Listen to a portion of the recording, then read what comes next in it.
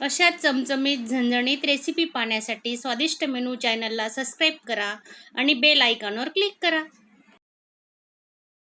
हे बघा, तर बाळाला काही त्रास होत नाही, काही नाही, अजिबात भाताची कणी पण त्याच्यात राहिलेली नाही, तर तुम्ही असं सूप नक्की बनवा। नमस्कार मैत्रिणींनो, स्वादिष्ट मेनू चॅनलमध्ये आपले स्वागत आहे।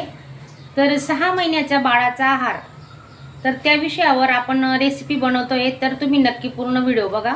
एक पोहे खातो तो चमचाभर आपण तांदूळ घेतलाय, हा कोलम तांदूळ आहे, एकच चमचा घ्यायचा। ते आता आपण धुवून थोडं 5 मिनिटं भिजत घालणार आहे। 1 चमचा तांदूळसाठी आपण 1.5 कप पाणी घेतोय। हे बघा, 1 कप टाकलं, अजून अर्धा कप पाणी टाकणार आहे। तर 6 महिन्याच्या बाळाच्या आहारामध्ये आपण साखर आणि मिठाचा वापर नाही करणार आहे। हे बघा, 1.5 कप पाणी झालेलं आहे। आता हा तांदूळ धुवून घेतलेला तांदूळ आपण टाकून घेतोय।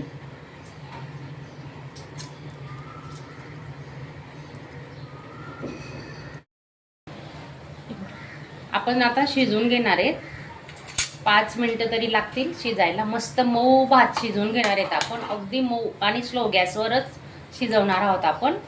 आता झाकून ठेवू।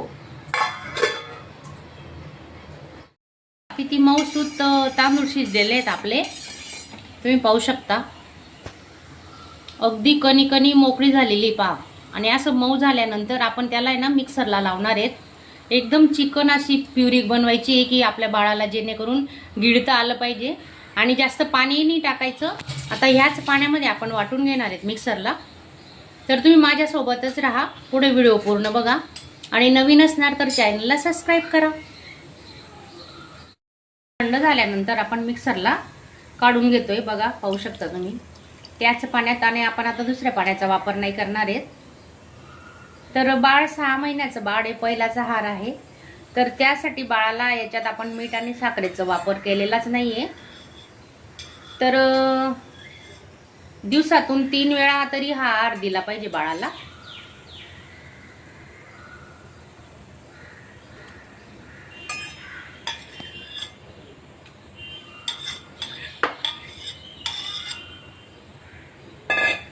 तर आता हे मिक्सरला आपण बारीक करून घेतोय। हे बघा, मिक्सरला वाटून झालेलं आहे, आपण आता वाटीमध्ये ओतून घेऊ। हे बघा, छान प्युरी तयार आहे आपली, पाहू शकता तुम्ही।